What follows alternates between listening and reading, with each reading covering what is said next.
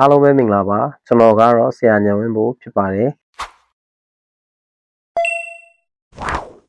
ကျွန်တော်ဒီနေ့မျှဝေပေးချင်တာက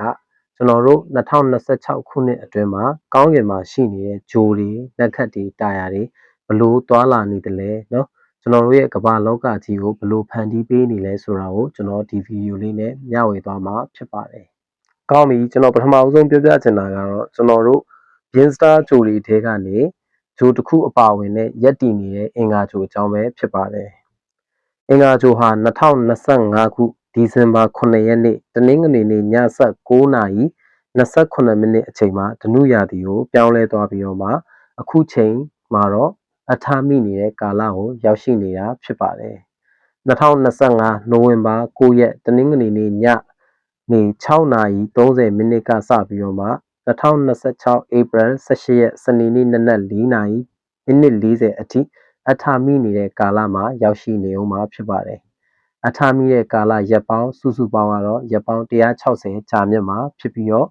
ကျွန်တော်တို့ဝေဒနက္ခတ်ဗေဒင်ပညာအရဆိုရင်ဂျိုလောင်ကျွမ်းမှုဟာအလွန်ထင်ရှားတဲ့ဖြစ်ရပ်တစ်ခုအနေနဲ့ရပ်တည်နေတာဖြစ်ပါတယ်နေ့စဉ်နေ့တိုင်းရက်အနည်းငယ်ကြာတဲ့ဂျိုအများစုကတော့နေနဲ့အလွန်နီးနေတာမို့လို့ကျွန်တော်တို့ဂျိုလောင်ကျွမ်းခြင်းအထာမိတာကိုကောင်းကင်ယံမှာမြင်တွေ့နိုင်မှာမဟုတ်ပါဘူးဒီလိုဖြစ်နေတဲ့ရက်တွေကိုကျွန်တော်တို့အထာမိတယ်လို့ခေါ်ဆိုရခြင်းဖြစ်ပါတယ်တနည်းပြောရမယ်ဆိုရင်အထာမိတယ်ဆိုတာကဂျိုတွေလောင်ကျွမ်းတာကိုဆိုလိုသလိုဂျိုတွေရဲ့အရှိန်အဝါနော်တို့ဂျိုတွေရဲ့စွမ်းဆောင်ရည်တွေမိမ့်မိန်လာတာကိုဆိုလိုရခြင်းဖြစ်ပါတယ်အထူးသဖြင့်တောက်ကြဂျိုနဲ့ဂျာတာပရေးဂျိုလောင်ကျွမ်းတာဒါမှမဟုတ်ရင်နေအောင်ဖုံးလွှမ်းပြီးတော့မှအထာမိနေတဲ့အချိန်ကာလမှာတော့ကျွန်တော်တို့မင်္ဂလာအခမ်းအနားတွေဆောင်ရွက်တာတွေကိုလုံးဝတားမြစ်ထားတာဖြစ်ပါတယ်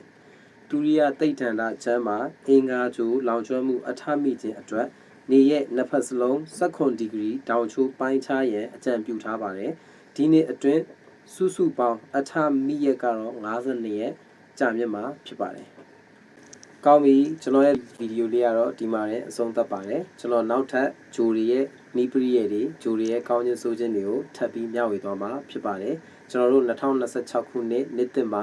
နော်ခုနှစ်သားသမီးအားလုံးစိတ်သစ်ကိုယ်သစ်လူသစ်နဲ့ကောင်းကြီးမင်္ဂလာအဖျားဖျားနဲ့ပြည့်စုံပါစေလို့ကျွန်တော်ဆရာညဝင်းဘူကနေဆုမွန်ကောင်းတောင်းပေးလိုက်ပါတယ်အားလုံးပဲမင်္ဂလာပါ